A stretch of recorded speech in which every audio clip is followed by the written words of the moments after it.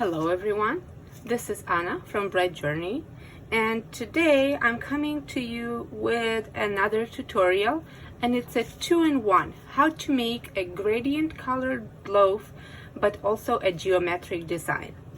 Right here I've got a loaf that is made according to my favorite sourdough recipe that you can find on my channel but also on my blog.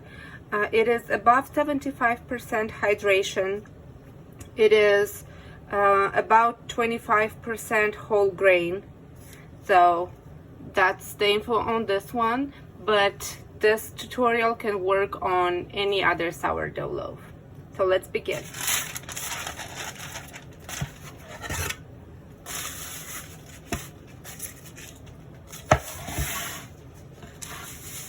You probably know that I like to line my bannetons because it's so much easier to remove the loaf. Even if it sticks, you can just mist that part of cloth with a little bit of water and it will be fine. Okay, so I have regular all-purpose flour, but I also have this blue butterfly pea color that is from Suncor Foods, and you can check the video description for a discount code for this. And we are going to use these two colors for a gorgeous gradient. I will first dust half of the loaf like this. The powder is a little bit grainy because it's so fine that it clumps together, but you can easily break it apart. And then I go a little bit over this half here. Use the leftovers to cover the sides. Okay, there we go. And then the second half, I will sprinkle with flour, and I will go over this line here as well. I'll wash my hands first. I don't want any blue transfer.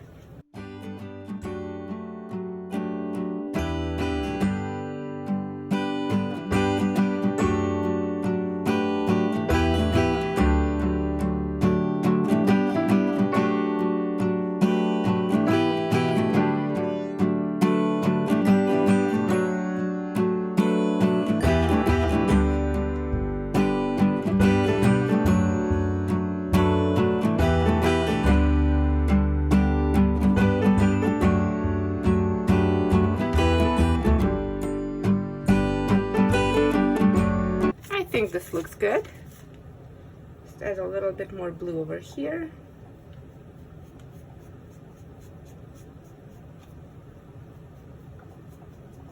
Okay. Now, on to the outline. I'll use my trusty sewing thread to put a mark in form of a cross to begin with, and then continue splitting the angles in half like this, and I'll add some more lines. I have more detailed information of how to do this particular stage in my very first tutorial, so you might want to take a look at that. I will now assume that you've seen it, so I won't stop too long, but you've seen how it's done. It's basically you just keep dividing the loaf with the thread. Don't press too hard. You don't need it to tear the surface of the dough. You just need it to leave a mark in the flour. And now on to my favorite tool, which is the UFO lamp from Wire Monkey. You can find the link to this one in the description. This is not an affiliate link. It's sharing with you something that I love so much. And what I'm going to do is I'm going to make a short slash on every other line, like this.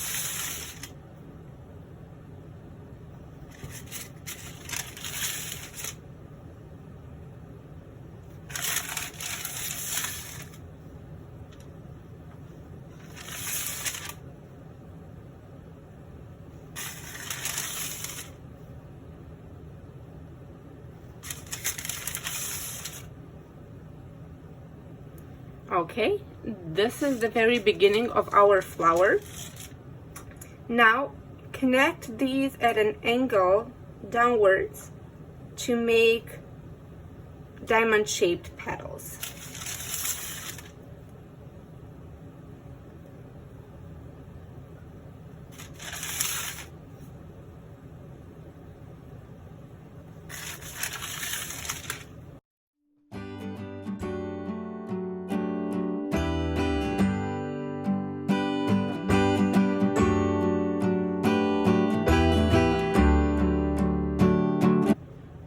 This is our first layer. Now we're going into the second one, where we use the lines that we've just made as if they are the top of our petals, and we extend these downwards again to make the second layer. But don't just start at the corner, because then your lines will not be even. Start in the line that you've already made and extend it downwards like this. Once again, you start in the line over here and just cut downwards.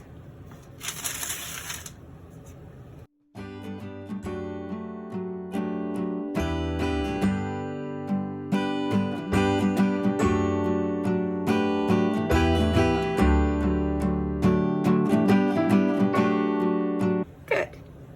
So now what we have left is we have just one last layer, but because the petals would turn out so big, we divide them in half. So you start here and you cut downwards like this. And notice how I'm doing sawing motions. That's because I don't want the dough to stick to the blade and drag. So keep working like that.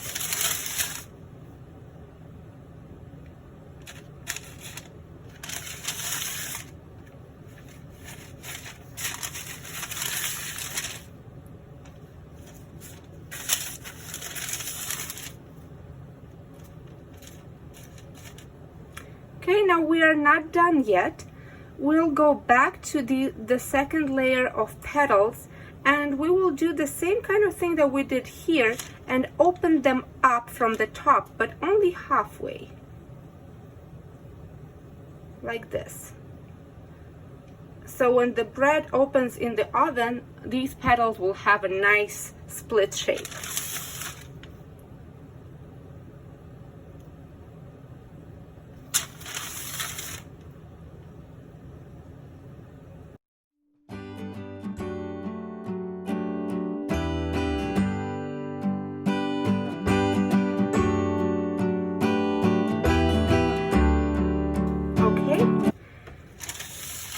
And now for these top petals, I will just do a slit in the middle, like this.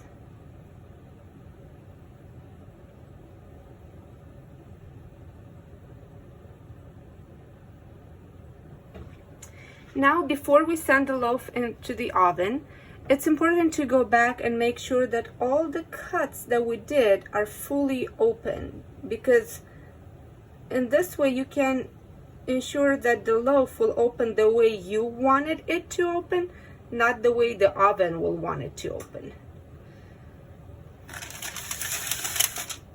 So just make sure that there are no snags, that the dough doesn't hold in odd places.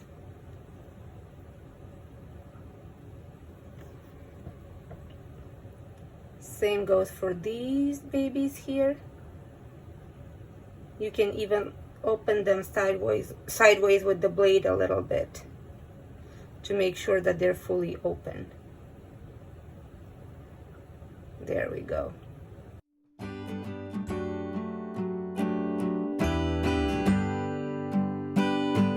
Okay, this looks good now. I am sending it into the oven on a hot pizza steel at 440 degrees with steam for 20 minutes, and then I will switch to 420 degrees for 20 minutes because I don't want this blue color to completely burn out, and then I will show you when it's done.